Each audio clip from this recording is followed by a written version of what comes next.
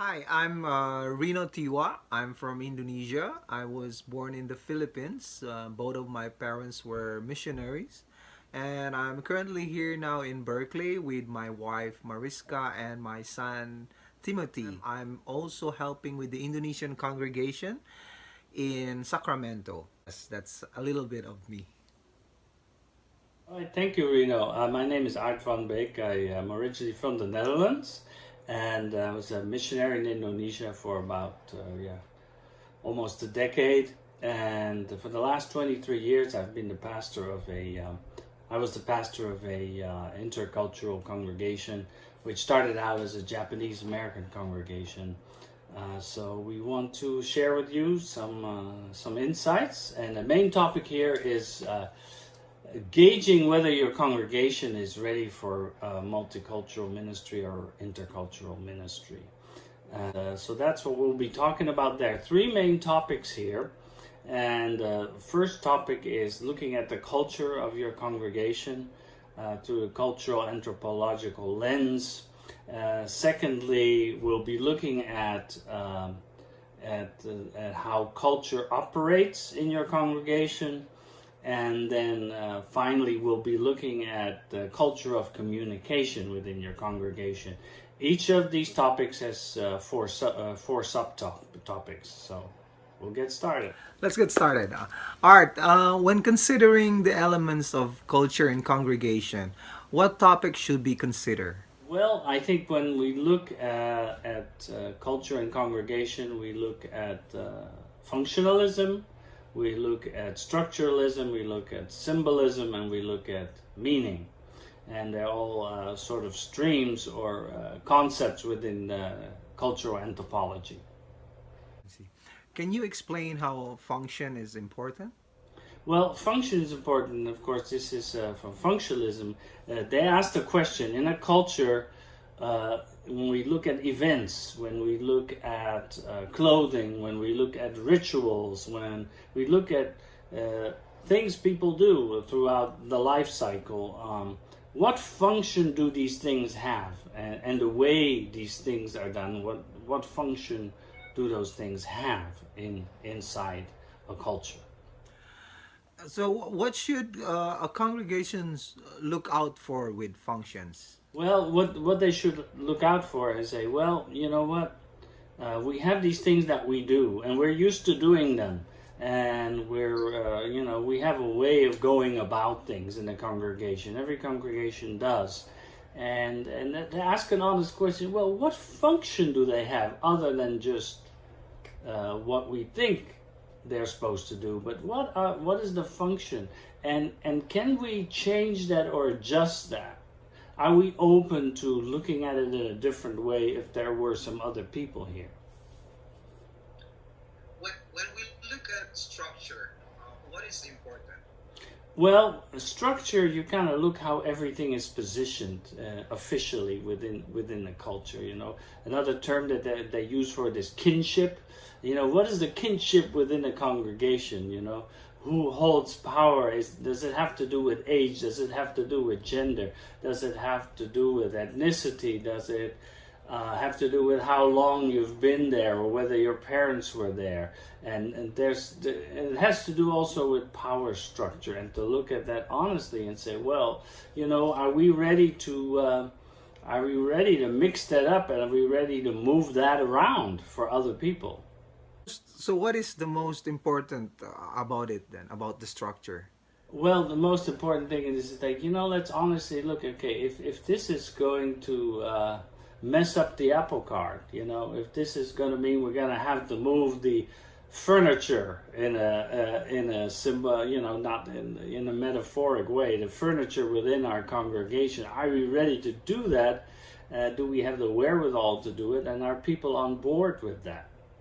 Why is symbol important?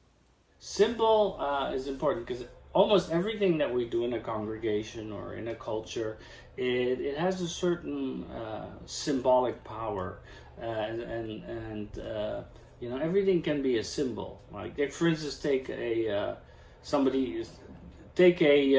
communion table somebody has donated, and maybe that was an important person, and but you know, you wanted to change it around or put another communion table so you have more room, or that more people can be around it or something, and that becomes a huge issue because that communion table has symbolic power within that congregation. And this can be about almost anything, just, you know, the vestments people wear, or the stoles, or what kind of food is served, where people sit, the color of the carpet. It all can have symbolic power, and sometimes we're just not aware of it because we've never changed it. See. So, what should congregation look for when considering symbolism? Okay, then, you know, make a list. Make a list of the symbols that you have, or things that have symbolic power within your congregation, and see, you know, what would you be willing to make some changes to that, or to adjust it to a new group or a new way of looking at a congregation, or you say, no, this is going to upset too many people because this is the way it's always been done, you know. Now, meaning. I understand that meaning is important in the definition of culture you used. Meaning providing processes. Can you explain how that works in practice? We all have our own definition of culture, and usually all those definitions are just fine. There's no problem with those definitions. But I wanted to come up with a definition that sort of covers everything, kind of an umbrella way of looking at culture. And the symbolic anthropologists, they use the term patterns of meaning. Problem with that is it doesn't allow for the dynamism within that definition, because patterns of meaning also change. Cultures change the way they look at things. So the way that I define culture is as meaning providing processes, and that includes clothing, it includes music, it includes everything. So that's kind of how the meaning is very important, and it fits within the church, I think. Then what should the congregations look at when considering meaning? Well, congregations should say, okay, you know, what are some of the things that have the deepest meaning for us here? And we usually assume, though, those are, you know, the sermon and prayer and singing and the youth group and outreach, but it's not necessarily the case. Sometimes it's the fundraisers because you get to see your friends once a year, or it can be, you know, certain social events, and if you're really being honest, you find out, okay, actually these are the things, if we change this, that are going to have the biggest shift in meaning, you know. And sometimes it's the small things that people fight about, not the big things. Okay, now we come to our second topic, reviewing how culture operates dynamically. What are the subtopics here? The subtopics here are identity, sense of belonging, worldview, and identification. And it's a more dynamic way of looking at culture in a congregation. Please explain why identity is important. Well, identity is important because we all have a certain self-image. And we assume that's one very clear self-image, but we're all made up of pieces in a mosaic. You know, things that have happened to us and the way people have viewed us, or the things they've said about us or haven't said about us, and they've become all part of the way we look at ourselves, and it's complicated. And sometimes there are different ways of viewing that conflict with one another. And in the congregation, it's the same way. You know, you may have 10 people think of the congregation this way. Like, we're friendly. We're the friendliest congregation in town. But then you ask a few visitors who've been coming to church and say, well, actually, you're not very friendly at all. You know, nobody talks to us during coffee hour or something. You know, so the way that a congregation looks at itself may be myriad, you see? I see. What should people look out for when it comes to identity? What I would look for is say, are there conflicting identities within this congregation? Are there different ways of looking, and how would visitors look at it? Can we critically look at who we are? And I think that's a very important thing in this gauging process. Could you explain how sense of belongings plays a role? Sense of belonging is important because there are these different groups within a congregation, and there are these different groups, also in our lives. There we have certain friends that would not mix with our church friends. There may be, certain family groups that we have a connection with, but it's different than other family groups. And there's so many groups within our life, and I think it's the same in a church. You have different groups, and sometimes these groups don't mix very well, and each of those groups will have its own identity. So, what should church leaders look out for? What they should look out for is say, what are the groups within this congregation, and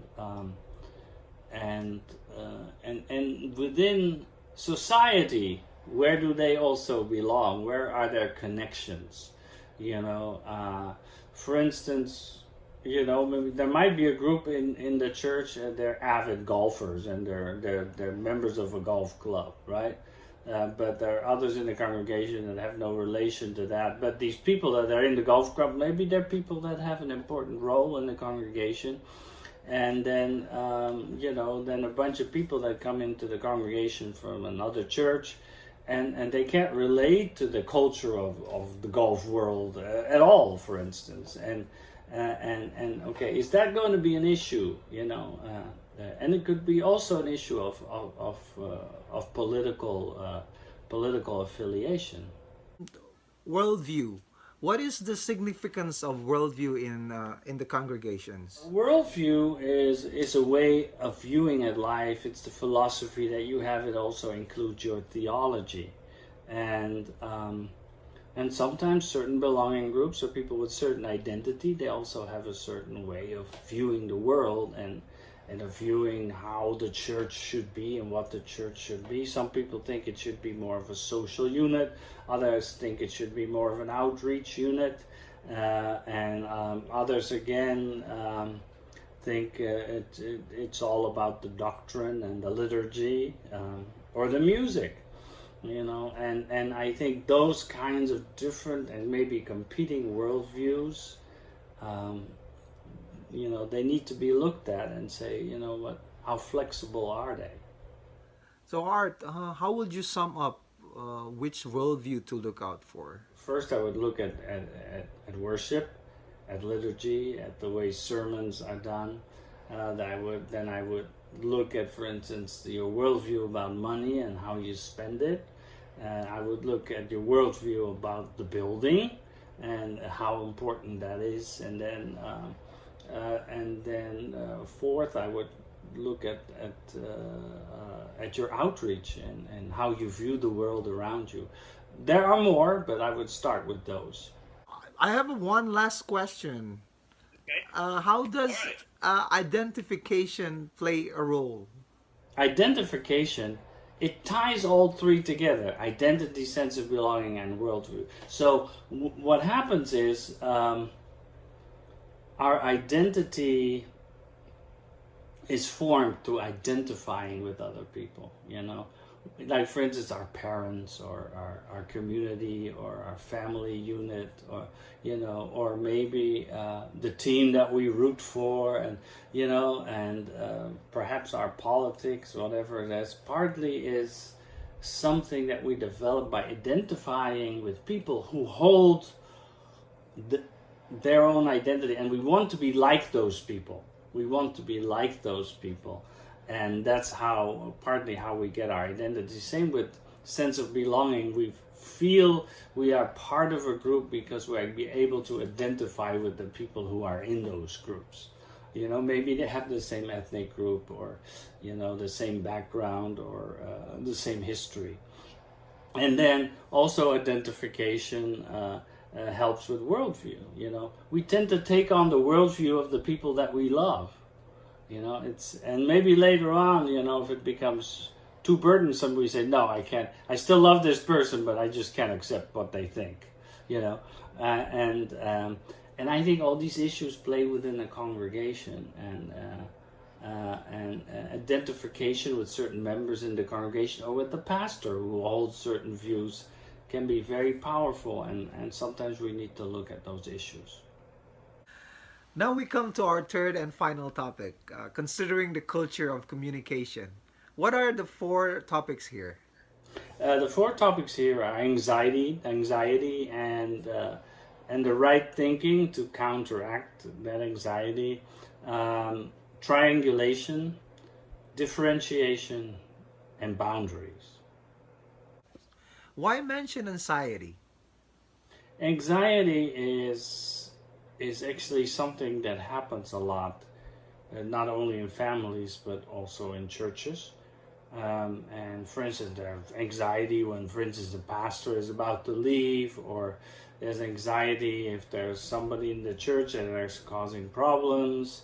And a lot of times that anxiety is not expressed directly. It is expressed sort of through different things, you know. Let's say you want to put up a fence or something around the church, and well, you don't know what kind of fence to put up, and there's anxiety about how much it's going to cost, and you know, and you'll have people act up in all kinds of ways to just keep it from happening, you know, because, you know, they come up with all kinds of reasons. They say, well, people are saying this or people are saying that, but in fact, nobody's saying anything. It's just them saying it, so there are all kinds of ways in which anxiety is expressed. And if you are going to become an intercultural church, it means that people are going to feel anxious about that. And they're going to have to talk to strangers. They're going to have to chase things. They're going to have to adjust to different foods and different ways of doing things. And people in general, they just like to be comfortable. So, what should congregations do about anxiety? I think that they need to have conversations with each other, perhaps in smaller groups, and say, you know, what are the things that in this church that calm you down, that comfort you, that help you, and what are some of the things here that give you anxiety, and what are some of the things in your life that give you anxiety, that create that for you, and to have people just be honest about it. You know what? This is kind of scary because this is a new way of doing things, and maybe we've been doing it like this for 80 years. Could you explain what is meant by triangulation? What happens is when you have a lot of anxiety, people sometimes they can't talk to each other directly, you know, and communication happens by way of another person. You know, this is one example of triangulation. It's like, for instance, well, can you go tell that person that I'm not happy about this? You know, because you talk to him and I don't talk to him, and then I'll go talk to that person and tell them that you're not happy about that because you don't talk to them, and you get these triangles, and it's not healthy, and you know, people aren't talking directly to one another, but they have these complicated ways of communicating, and if these things start happening more and more, those are sort of red flags for anxiety in a congregation, you know, ways for people to sort of resist change. And I think that's a very important thing to realize. Then, to sum up, how should congregation determine whether this is a problem? Well, if you keep your ear to the ground and you find that there are some conflicts that are going on, or people are not talking to each other, or sometimes people aren't really talking to the pastor, you know, or they're just you know, they don't come and shake his or her hand, you know, after the worship service. You know, there are little things like that can tell you something about what's going on, and to find ways to get over that. This term has been around a while in congregational studies, but could you explain how you see differentiation? Some people get too fused. They just get too close, almost like in an unhealthy manner, and you can see this sometimes in families too. And it's like they become too dependent on each other, and it can also happen in congregation. You have a bunch of people get together, do everything together, and they're always talking about other people together, but they're not really letting other people in. They can sometimes have strong opinions, but they won't always have strong opinions, but they just really depend on each other as a small group, and when you are doing something new, if you have small groups like that, resist change, that can cause bigger problems. And what we want is differentiation. We want everybody to be able to differentiate, to distance from everybody else, and have a sense of interdependence in a church where everybody talks to everybody. And this is what also the different way you have the difference between multicultural and intercultural. Multicultural is that multicultural means you have different groups within the congregation, but they don't necessarily communicate with each other. But intercultural means that everybody from every group interacts with everybody else. Every individual interacts with everybody and tries to develop a relationship with everybody, so that you don't have cliques or little groups. So you want to have that kind of interdependence. So briefly, what should leaders look for? Look for the dynamics within the congregation and see whether there's healthy interaction between individuals in the congregation, that there aren't particular groups that sort of form cliques, but that there's a possibility of healthy interaction between everybody. And if there are areas where we find the lack of health there, then that's something that the pastor and leaders need to address. Finally, how do boundaries play a role? Congregations in general, don't like conflict. They don't like to tell people, hey, you cannot do this, or this isn't right to do. This is, this isn't appropriate, and sometimes we need to reestablish the boundaries of what's okay not to do. Who can meet with who, what is right to do, how to have boundaries in dealing with children, with people of another gender, all these different things about how do we handle alcohol, all these issues, these all involve boundaries that need to be spelled out, and telling people not to do something we don't like to do that in church, because we don't want to chase anybody off. We want to get more members. But it's very important that the congregation has very clear boundaries of what's okay and what's not okay. Because if you have new people coming in who have a very different culture, might say, well, this is not an issue for us, but that's a really big issue for us, and to establish that is important. Okay, in summary, what should congregations consider? We should consider the possibility of looking at the things where there are no lines yet, where people just assume, everything's okay, nothing's happened before, let's not worry about that, and say, what if you have a more diverse congregation? What if you have a bunch of new people coming in? What would cause lack of clarity, and a bit of a danger zone in this situation? It's a way of saying, okay, let's lay down those lines, because then that's something we don't have to worry about anymore, because we will have it laid out and it'll be written out, and everybody will know that this is okay and this is not okay. Thank you very much, Art. That Thank you. concludes our last topic. Thank you for watching.